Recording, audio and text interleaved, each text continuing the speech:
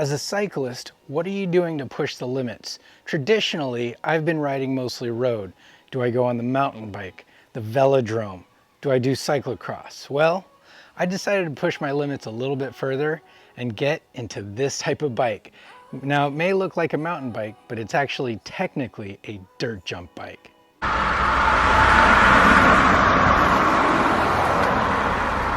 My name is Brian Coe with Veloworthy, and if it's your first time here, go ahead and click subscribe for notifications for new content. Let's go ahead and get into the Haro Thread 2 dirt jump bike.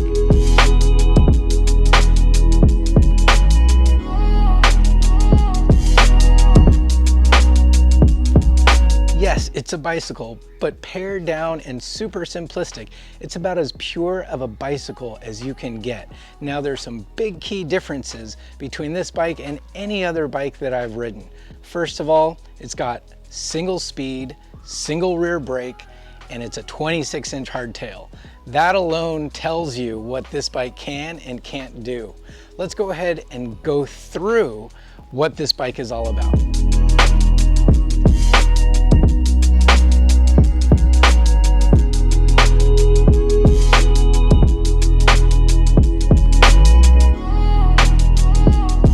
Biggest thing you'll notice is that it's got a 26-inch traditional mountain bike tires. Now, when I was racing mountain bikes back in the late 90s, 26-inch was pretty much the standard. Now it's 29er or 27.5 for cross country.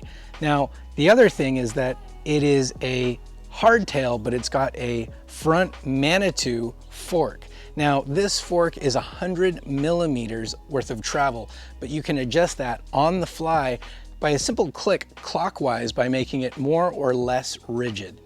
When it comes to the tires, there's nothing super fancy about this. This bike's designed to be ridden on the pavement as well as on some hard packed dirt. It's not really meant for loose dirt or tight single track, although I'm sure you could do that. These tires are Kenda, and they are a traditional 26-inch tubed tire attached to some Spoon 32 aluminum rims. Now, the thing about this bike, this is Haro's top of the line hardtail. But the thing that's different about this compared to their other hardtails is that it is 100% aluminum. It uses a 6000 series aluminum, which makes this bike a little bit lighter than the rest.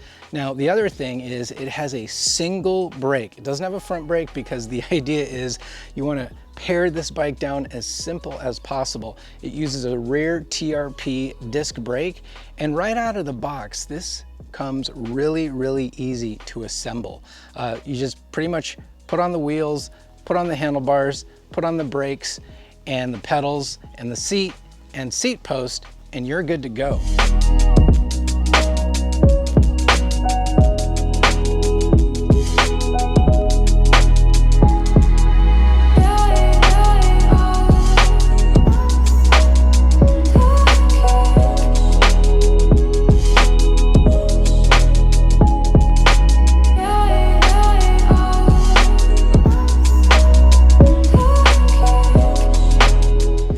One of the things about Haro is it's based right here in Southern California. In fact, about 9 miles that way. Haro has a steep Southern California tradition in BMX as well as mountain biking. But when it comes to dirt jumping, they make some of the best in the business. One of the other things is it has this brake set up here where you can actually rotate the bars and spin them. Not that I'm doing that anytime soon. And the cables won't get tangled up. The other thing is that it uses a wide riser bar with tacky, very tactile feel ODI grips, and they're super duper thin, and it gives you that great sensation of when you're riding, feeling just about everything, whether it's on the pump track, on the dirt, or it's on my favorite Pacific Highlands Ranch pump track, which has been a bit of a zoo lately. The other thing is that this bike comes with very minimal branding. In fact, the Haro logo is only found on the down tube here, and the model number Thread 2 is written right there. One cool feature I like about it is You're not gonna find any sort of fancy clipless pedals, although you could put them on, but I like these big platform pedals. You can just put on your regular street shoes and ride right on. I love the San Diego Padres tribute branding right here at the middle of the pedal spindle.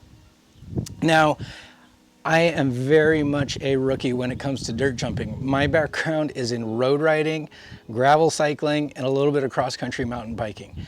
This is totally foreign to me, but I figure what better way to get me out there and pushing my limits is to take this bike and see what I can do with it. If you've seen some of the YouTube videos lately of the experts, you'll see them jumping huge gaps, riding manuals for hundreds of yards. When it comes to this bike and me, I feel like I can learn with this bike as I go. Not to mention it's super user-friendly. You just hop on it, put on your helmet, and go. One of the things I'll be learning about while I'm riding this bike, a couple of goals, personal goals for me that I think is gonna help me become a better bike handler, is when I'm on that pump track, and there's one right down the street from me, is to actually learn how to find correct lines, smooth lines, learn how to use my energy on the pump track and not having to worry about pedaling, carrying that momentum and energy through. So eventually I'll be hitting and landing gaps, and I'll also be able, this is a big goal of mine, is to learn to properly do a manual. Keep posted for that. What's great about this bike is you can take this just about anywhere. It's 100% bomb-proof. They've almost overbuilt this thing because it's designed for people who take it on jumps, land it, and these wheels, which are laced with spokes, I don't know how many spokes, but it's overbuilt to the point where if you land, you're gonna be 100% confident. There's a bit of a culture shock when it comes to setting up the bike. No water bottle cage, no place to put my Garmin, and I wouldn't be caught dead wearing my Giro clipless shoes with this bike. So the thing is, it's very simple. Like I said, single speed, single brake. You have to know how to use your momentum to propel yourself forward, to read lines, and to really push yourself. I've taken this to the pump track just a couple of times, and I can tell you, after that first week, my entire body was sore. The reason being is because you're using your arms way more than you would on your road bike. You're using your legs in a much different way than you would doing intervals on your road bike or on your gravel bike. And that's what I love about this bike.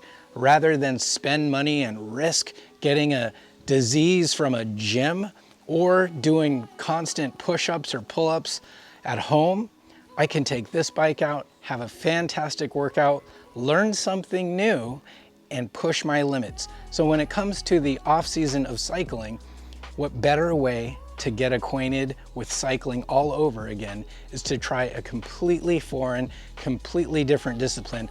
I decided to go as different as I could and go from my road bike, which I love, all the way to this dirt jump bike.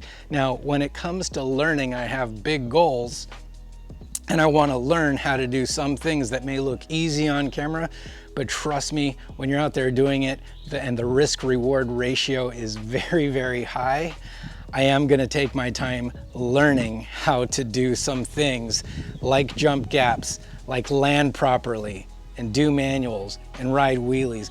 Haro is a fantastic company right here in San Diego, California, and they've been around since forever. In fact, for those of you that love the movie Rad, they're all over the place. Now, if you have any questions or want to see me do something on this bike, go ahead and reach out to me, Brian@Veloworthy.com. And here's my question for you. When it comes to cycling, what form of cycling do you do to push yourself, to be different, to try something new? That could be a different discipline like dirt jump bikes, mountain bikes, getting on the velodrome, or it could be something as different as running or swimming, or even, dare I say, getting into triathlons. So let me know in the comments, but until next time, this is Brian Coe saying, stay Veloworthy.